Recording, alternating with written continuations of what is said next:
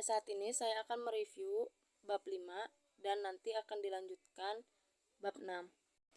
Restoratif justice atau penyelesaian acara di luar persidangan. Sifat melawan hukum material dibagi menjadi dua, yakni dalam fungsi negatif dan dalam fungsi positif. Dalam sifat negatif, mengakui kemungkinan adanya hal-hal yang di luar undang-undang untuk menghapuskan sifat melawan hukumnya, perbuatan yang memenuhi rumusan undang-undang. Lalu yang kedua dalam fungsi positif, menganggap suatu perbuatan tetap sebagai tindak pidana walaupun tidak nyata diancam dengan pidana dalam undang-undang. Jadi, mengakui adanya hukum tidak tertulis sebagai sumber hukum positif. Yang ketiga, sistem hukum pidana Indonesia menganut ajaran melawan hukum material dalam fungsi yang negatif. Contohnya arest dokter hewan. Apakah sifat melawan hukum harus dibuktikan?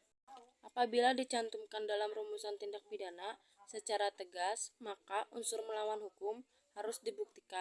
Apabila tidak dicantumkan secara tegas dalam rumusan undang-undang, maka ada dua pendapat, yaitu satu, dalam fungsi yang positif, harus dibuktikan karena mempunyai unsur konstitutif atau ada tindak pidana apabila ada perbuatan yang bersifat melawan hukum.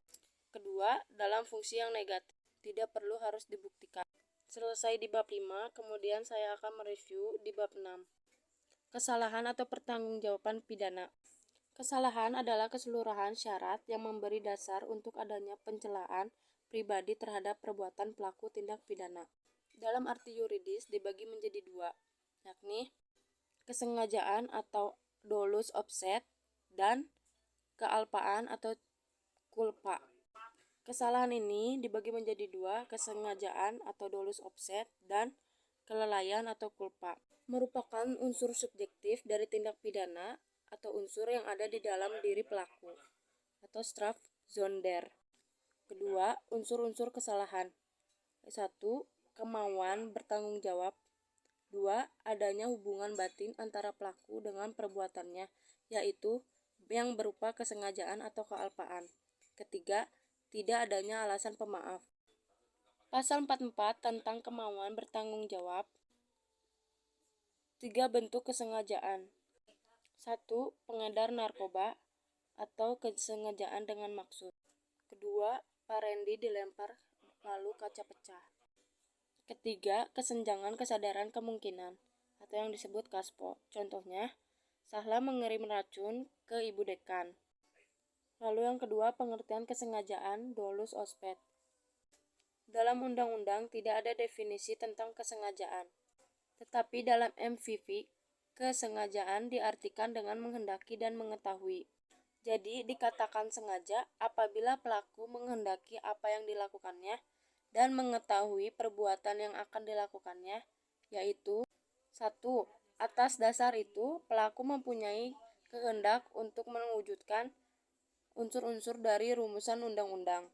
Yang kedua, selain itu, pelaku menghendaki akan akibat yang akan timbul atau pelaku juga sudah dapat membayangkan akan akibat yang akan timbul tersebut. Corak atau bentuk kesengajaan. Kesengajaan dengan maksud atau bertujuan untuk mencapai tujuan, yang dimana bentuk kesengajaan yang paling sederhana di mana perbuatan pelaku bertujuan untuk menimbulkan perbuatan yang dilarang dan perbuatan tersebut berserta akibatnya. Contohnya A. Menempeleng B dengan maksud agar B merasa sakit dan kapok untuk tidak berbuat bohong lagi. Kedua, kesengajaan dengan sadar kepastian atau keharusan. Dalam hal ini, perbuatan menimbulkan dua akibat, yaitu 1. Akibat yang memang dituju oleh pelaku, yaitu dapat berupa delik sendiri atau dilakukan sendiri dan berupa penyertaan.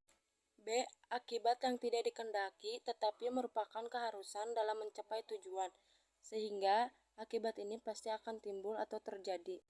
Contohnya A hendak membunuh B dengan menembak pistol, sementara B sedang duduk di balik kaca restoran. Penembakan terhadap B pasti akan memecahkan kaca milik restoran itu.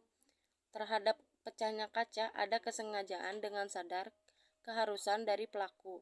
Itu terdapat pasal 406 KUHP.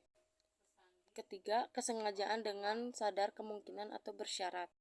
Ada keadaan tertentu yang semula mungkin terjadi, kemudian benar-benar terjadi. Contohnya Ares Kuptar di kota Huizen, negeri Belanda. Lalu kemudian teori apa yang boleh buat.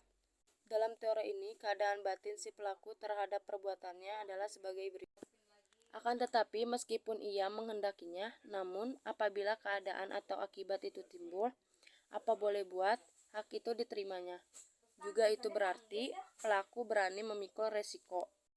Kemudian sifat kesengajaan. Sengaja melakukan perbuatan berarti sengaja untuk berbuat jahat. Namun ajaran ini sudah tidak dianut lagi karena memberi beban yang berat kepada penuntut umum dan terutama hakim. Kemudian kesengajaan tidak berwarna. Dalam hukum pidana Indonesia berlaku asas lex dura sedita scripta, yaitu dengan diundangkannya hukum pidana, maka setiap orang dianggap mengetahuinya. Oleh karena itu, peraturan yang berlaku dan diundangkannya mengikat setiap orang untuk menaatinya. Kemudian, pembagian atau jenis-jenis kesengajaan. Yang pertama, dolus determinatus, yaitu kesengajaan tertentu yang ditunjukkan pada objek tertentu.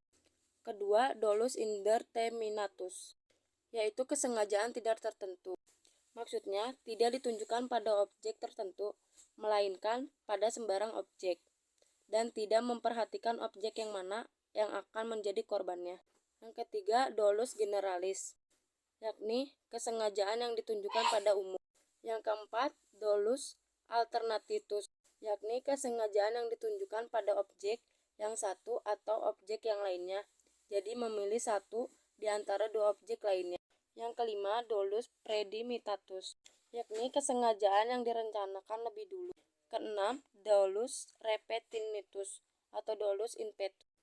Dalam bahasa Jerman disebut hamus, yakni kesengajaan merupakan kebalikan dari dolus premeditatus, yaitu kesengajaan yang timbul dengan sendirinya. Sekian review materi dari saya, mohon maaf apabila ada kesalahan. Terima kasih.